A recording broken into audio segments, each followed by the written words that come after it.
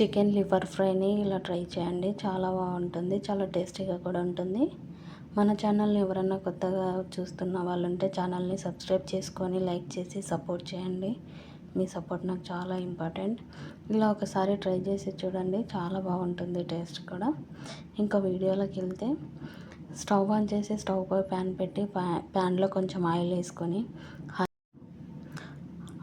తగినంత ఆయిల్ వేసుకొని oil heat ఎక్కిన తర్వాత ముందుగానే కట్ చేసి పెట్టుకున్న ఆనియన్ ముక్కలు వేసుకోవాలి.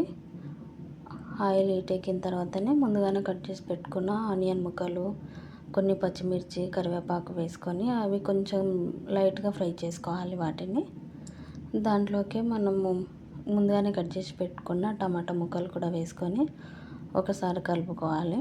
వీటిని ఒక 2 మినిట్స్ అట్లా మగ్గనించుకోవాలి. తర్వాత దీంట్లో కొంచెం అల్లం వెల్లుల్లి పేస్ట్ వేసి అల్లం వెల్లుల్లి పేస్ట్ పచ్చివాసన పోయేదాకా కలుపుకుంటూ వేయించుకోవాలి. దాంట్లోకి కొంచెం అంత పసుపు కూడా వేసుకొని అది కూడా బాగా కలిసేలాగా కలుపుకోవాలి. పసుపు కూడా వేసుకొని పసుపు అంతా కలిసిపోయేలాగా కలుపుకోవాలి. కలుపుకున్న తర్వాత ఇక్కడ మనం ముందుగానే నీట్గా వాష్ చేసి పెట్టుకున్న లివర్ని కూడా ఇందులో ఇప్పుడు యాడ్ చేసుకోవాలి. లివర్ని నేను ఇక్కడ నీట్గా వాష్ చేసి పెట్టుకున్న, చిన్నగా కట్ చేసుకొని నీట్గా వాష్ చేసి పెట్టుకున్న ఆ లివర్ని వేసుకుంటున్నాను. ఆ లివర్ని కూడా వేసుకొని ఒక 2 మినిట్స్ ఇలానే కలుపుకుంటూ అత్తనివ్వకుండా ప్యాన్కి కలుపుకుంటూ వేయించుకోవాలి. ఇలా 2 మినిట్స్ దాకా బాగా కలుపుకొని వేయించుకున్న తర్వాత మూత పెట్టేసి ఒక 2 మినిట్స్ 3 మినిట్స్ అట్లా మగ్గనిచ్చుకోవాలి. అప్పుడు లివర్ అనేది బాగా మగ్గిపోతుంది. మూత పెట్టేసి ఇంకా మగ్గనిచ్చుకోవాలి మనం ఇప్పుడు ఇది. మళ్ళీ ఒకసారి మూత తీసి బాగా కలుపుకోవాలి. అది ప్యాన్కి అత్తనియకుండా నీట్గా కలుపుకోవాలి.